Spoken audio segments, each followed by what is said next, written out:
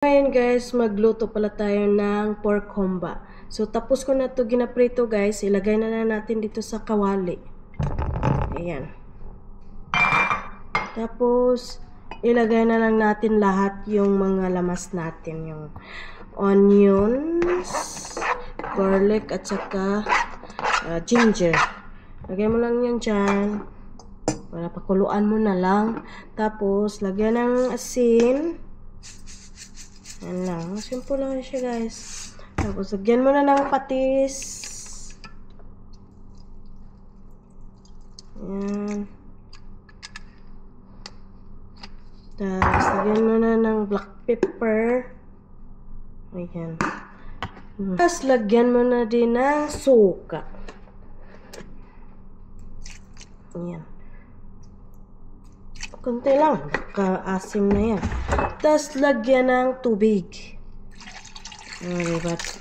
Tapos lagyan mo din ng kunting black pepper na hindi crush.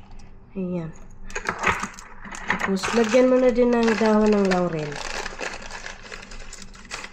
Wala ka. Ayan.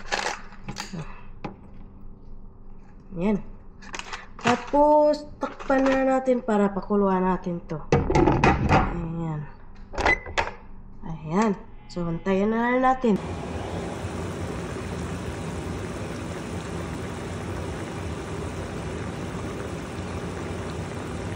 Okay guys, ito na yun guys. Ayan.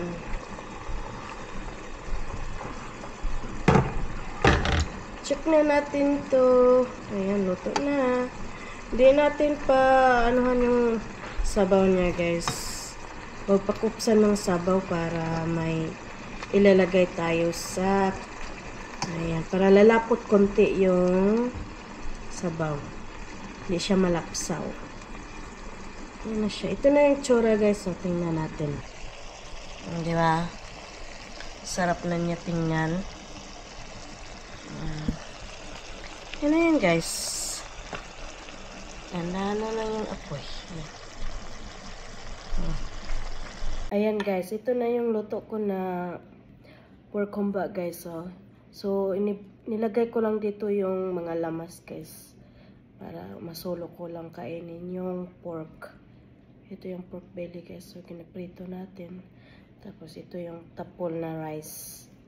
O diba? Pag meron kang purple rice guys, masarap talaga. O diba? Nilagyan ko na rin ito ng sabaw ng pork belly dito. Ayan. Tapos, kainin mo na lang ito ng lamas. Luto na lang ito lamas. Diba? Masarap talaga siya guys. Ngayon, i-try natin tong pork belly.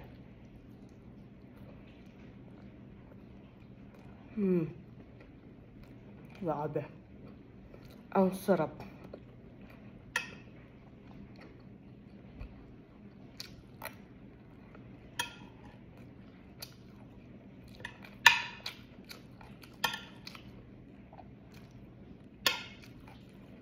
Yan ang gawin nyo guys. Sobrang bilis lang niya lutuin. Prituhin nyo na lang yung pork. No, ang ginagawa ko naman, pakuluan ko muna bago ko siya prituhin. Tapos, ganito ho lang. Diba?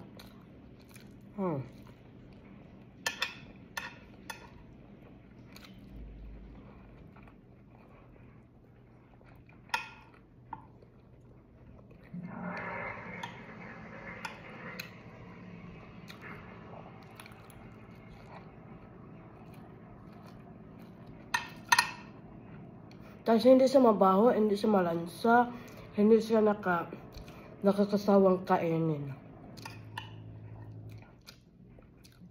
Hindi siya ang tawag dyan,